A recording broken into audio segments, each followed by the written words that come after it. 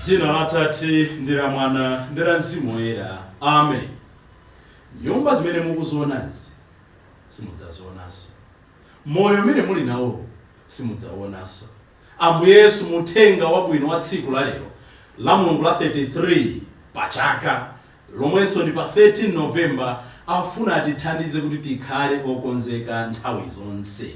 Tione mu mtima mwathu, tisuzumire mu mtima mwathu. Tachita bwanji, tikuchita bwanji, nanga tsiku la Ambuye lindipeza motani. Atikumbutsa mneneri Malaki, akutikumbutsa mneneri Malaki kuti ndithudi tsiku loopsa lidzatigwera.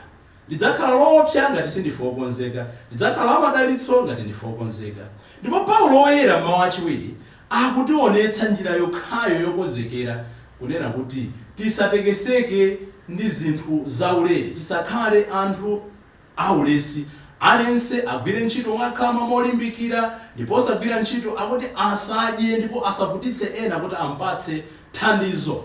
Mawu ayamba akuchokera m'buku la mneneri Malaki mutu wa 4 ndi 1 kulekeza 2.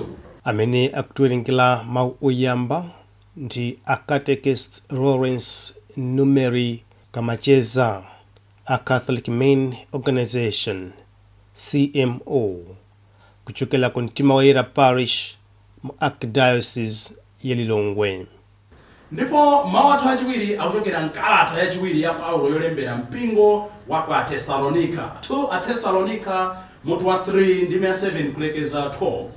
Amene akutiwerengera mawu achiwiri ndi Mr. Ephraim Mankhwala, a Catholic Men Organization, CMO, kuchokera ku Mtima Woyera Parish mu Archdiocese ya Lilongwe. Ndipo mthenga wabwino ndi monga adalembera Luka 21 ndi 5 kulekeza 19. Ndipo amene akutiwerengera mthenga wabwino komanso kutigawira mawu ndi Reverend Father Francis Damaseke, kuchokera ku Episcopal Conference of Malawi, ECM. Tili abale ndi alongo tisinkhesinkhe limodzi. Mawu ambuku la mneneri Malaki. Malaki 4 ndi 1 mpaka 2. Chauta mphambe akunena kuti tsiku likubwera pamene anthu onse odzikuza ndi ochita zoyipa adzapsa ngati chiputu m'ng'anjo. Tsiku limenelo adzapseratu otsatsalako muzu kapena nthambi. Koma inu amene mumaopa dzina langa, dzuwa la chilungamo lidzakutulukirani, lili ndi kuwala kokuchiritsani. Mawu a Ambuye.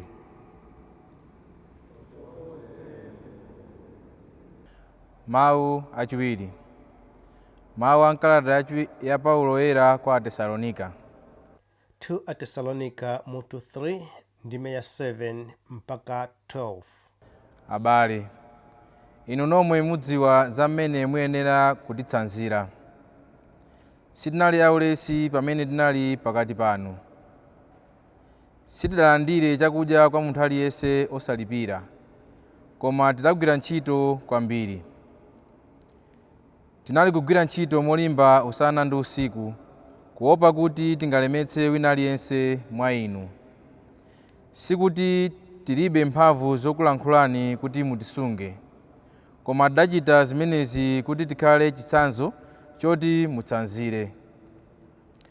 Pakuti ngakhale pamene tinali pamodzi nanu, tidakuwuzani kuti munthu amene safuna kugwira ntchito asadyenso. Tikunena zimenezi popeza tikumva kuti alipo ena pakati panu amene ali ndi khalidwe laulesi. Iwowa sagwira ntchito konse, koma amangolowera pa za eni. M'dzina la Ambuye Yesu Khristu tili kuwalamulira ndi kuwachenjeza anthu otere kuti azigwira ntchito mwabata ndi kumadya chawochawo. Mawu a Ambuye. Ambuye akhale nanu. Mawu a mthenga wabwino monga adalembera Luka woyera Ulemu kwa inu Ambuye. Mutu wa 21 ndime 5 kulekeza 19. Anthu ena adali kuyankhula za nyumba ya Mulungu kuti adayikongoletsa ndi miyala yokoma ndiponso ndi mitulo yopereka kwa Mulungu. Tsono Yesu adati, masiku adzabwera pamene zonse zimene muli kuzionazi adzazigwetsa, osasiya ndi mwala ndi umodzi omwe pa mwala unzake. Anthu aja adamfunsa Yesu kuti, aphunzitsi, zimenezi zidzachitika liti? Nanga tidzaonera chiyani kuti zonsezi zili pafupi kufika? Yesu adati, chenjerani kuti anthu angakusokeretseni, pakuti kudzafika anthu ambiri onena monama kuti iwowo ndi ineyo. Azidzati, ndine mpulumutsi wolonjezedwa uja. Adzatinso, nthawi yayandikira. Musadzawatsate. Ndipo pamene mudzamva za nkhondo ndi zipolowe, musadzachite mantha. Zimenezi sizingalephere kuyamba zaoneka, koma sindiko kuti chimalizo chafika nthawi yomweyo. Yesu adawuzanso kuti mitundu ya anthu idzaukirana, ndipo maboma adzaukirana. Kudzachitika zivomezi zazikulu, kudzakhala njala ndi mliri kumalo osiyanasiyana, kudzakhalanso zoopsa ndi zizindikiro zodabwitsa mlengalenga. Koma zisanachitike zonsezi, adzakugwirani ndi kukuzunzani. Adzapita nanu ku milandu za nyumba ya mapemphero, adzakuponyani ndende, adzakuperekani kwa mafumu ndi kwa oweruza ena chifukwa cha Ine. Umenewu udzakhala mpata wanu ndichitira umboni. N'chifukwa chake tsimikizani kuti simudzakonzeratu mawu oti mudzawayankhe pa mlandu, pakuti Ine ndidzakupatsani mawu ndi nzeru zimene adani anu sadzatha kuzikana kapena kuzitsutsa. Makolo anu omwe, abale anu, anansi anu ndiponso abwenzi anu adzakuperekani kwa adani anu, ndipo ena mwa inu mudzaphedwa. Anthu onse adzadana nanu chifukwa cha Ine, koma silidzatayika tsitsi lanu ndi limodzi lomwe. Pakupirira mudzausunga moyo wanu. Mthenga wa Ambuye. Ulemu kwa inu Ambuye Yesu Kristo. Abale ndi alongo, kwa nthawi yayitali takhala tikukumbutsana ndipo timakumbutsanadi kuti Mulungu ndi wachifundo. Izo ndi zimene Mulungu alili. Tikawerenga paja Exodo 34 ndime ya 6 amatiuza kuti chauta Mulungu kumuuza Mose, ukanene kuti chauta ndokoma mtima, ndo wachifundo, ndokhululuka, ndosakwiya nsanga, amakomera mtima anthu ake. Izo ndi zimene ndi Mulungu wathu ali.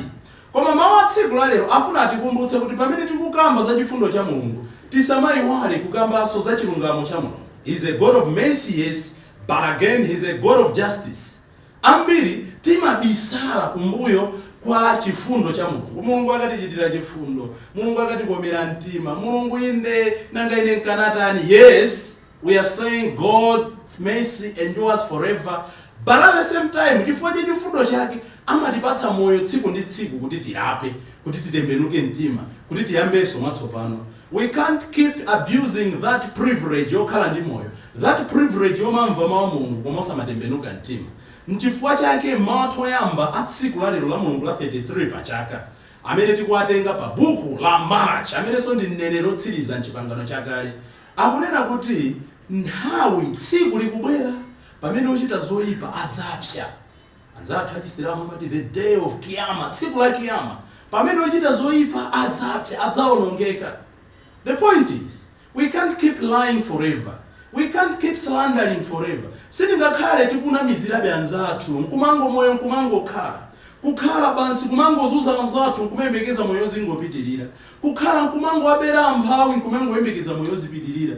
Kumango anamizira anzathu nkumango embekeza moyo zipitirira. Likubwera tsiku lo lidzafika limene tikuyenera kudzayankha zimene ife timachita, kandi ife andale, kandi ife atumiki, kandi ife makolo, kandi ife adindo. Aliyense akuyenera kuyima pamalo oyenerera, kuchita chilungamo, kuchita zimene Mulungu adampatsa kuti azichita moyenerera. Ndipo njira yoyamba yomachitira zoyenerera ndi imene akutikumbutsa Paulo m'mawu athu achiwiri. Akuti abale, muzipewa makhalidwe aulesi, ndipo kumapeto kuti osagwira ntchito asadye. tachuluka anthu ndi ochita makhalidwe aulesi. Nthawi Paulo atalalikira za tsiku la Ambuye zoti Ambuye adzabweranso, anthu aku Tesalonika akuti ankangokhala nkumanena kuti tikudikira tsiku la Ambuye, koma wina akaphika chakudya afuna kudya nawo, wina akachita zabwino kufuna amugayire. Ndi Paulo akuti ayi, pakati pano zisamatero, muzigwira ntchito. Aliyense amene sakugwira ntchito asadye, asajijirike kumafuna kuphangira za anzake. Masiku ano ulesi umene ukuoneka njira zosiyanasiyana. Anthu tikuchita ulesi m'dzina la Mulungu. Mulungu wathu ndi Mulungu wakhama. Mulungu wathu ndi amene amakonda anthu olimbikira. God sanayitanepo munthu amene salimbikira ntchito ayi. Tikangana atumiki onse amene Mulungu amagwiritsa ntchito ndi the people who were hard workers. Paulo ndi uja amapanga matenti, Petro ndi anzake ndi aja analasodzi, Davide ndi uja anali kuweta nkhosa. Tikawerenga Gideon anamuyitana pamene anali kupuntha tirigu abambo ake. Tikangana Yosefa amene anasanduka bambo wa mwana Yesu pansi pano, anali mpalamatapo, anali kugwira ntchito molimbikira. Inu ndine sitingangokhala nkumanena kuti Mulungu atipatsa chifukwa kuti timapemphera. Inde tizipemphera, at the same time tizipempherera ntchito yathu kuti ibereke zipatso. Ndetachuluka masiku ano alesi in the name of God. I receive. But kungolemba pa Facebook, type amen and you get plenty of things. When I didn't kulemba amen, I receive. You receive what? Mulandira dziwanda pale. Work hard and ask God to bless your efforts, to bless the work of your hands. Osangola ndira mulandira chani. Tikhale anthu olimbikira ntchito. Chinthu china ndimafuna ndiyankhule kwa inu achinyamata anzanga, ngati ndili wachinyamata, komanso kwa ife tonse. Izi za betting izi, abali betting mchizungu, ndi njuga ndithu. Umene Jason ndulesi tikambe zoona. Sindinena kuti amapanga betting ndani kapena mabungo yanji, koma tikambe zoona betting ndulesi. There is no way munthu ungapeze ndalama yako tsiku lonse kumangodikira kuti ufuna uchulukitse ndalama. Kaya koma nkuona kwanga betting ndi njira imodzi yosonyeza kuti munthu ndiwe waulesi. You want easy money. You don't want to work hard. You just want to take chances in life. Aya bali Paulo lero mmawa chiwiri akuti tikhale anthu olimbikira, anthu ogwira ntchito. Njira ina yosonyeza kuti ndife alesi ndi kuchuluka kwathu kwa ma cases of corruption, kuberana. Amaba ndi mlesi, amachita katangale ndi mlesi, amene amafuna moyo opheka koma osagwirira ntchito ndi ulesiwo. Tachuluka anthu amene tikufuna moyo ofewa, tikufuna zinthu zabwino koma osazigwirira ntchito. Paulo akuti osagwira ntchito asadye. Mutenga wathu wabwino poti kumbusa zoti tsiku lina lidzachoka pansi pano.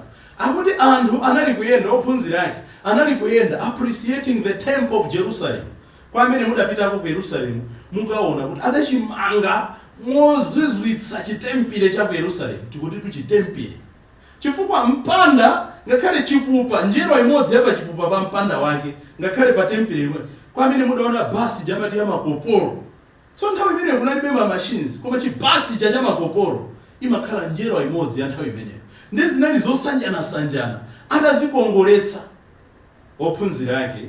Akuti anachita chidwi ndi anthu onse amene amali kuwaperekeza kuti taonani kukongola kwa nyumba iyo. But from nowhere Ambuye Yesu akungoyipinda nkhaniyi. Pamene anthu akuyamikira za kukongola kwa nyumba ija, Ambuye Yesu akuite mbendo za nkhani. Nyumba zonse mukuziona pale sipadzapezeka ndi mwala ndi umodzi omwe.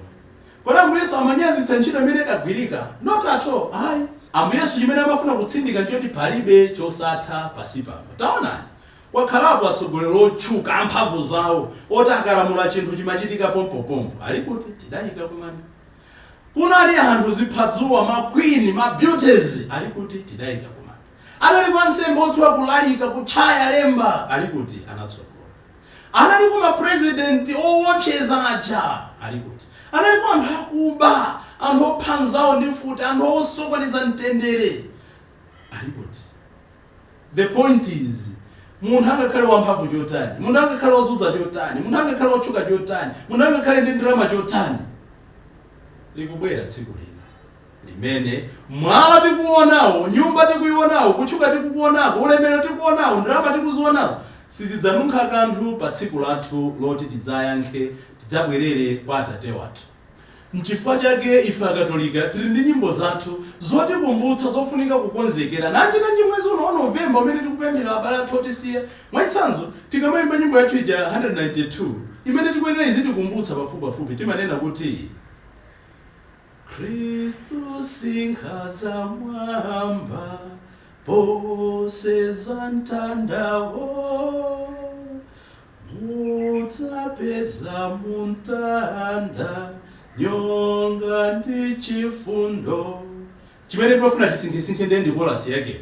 Sinkha iwe, sinkha en Kristu, Kristu ndiwe mlendo, tiye iwe,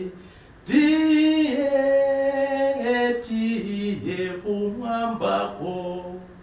Mawa tsiku la lero Ambuye Yesu akuti nyumba idzasalazika, moyo udzatha, tikumbukire tsono kumakhala okonzeka, tisatekeseke ndi zokamba za anthu ena kapena zimene ena amatisinjirira, titekeseke ndi ubale wathu ndi Mulungu ndiye chofunikira.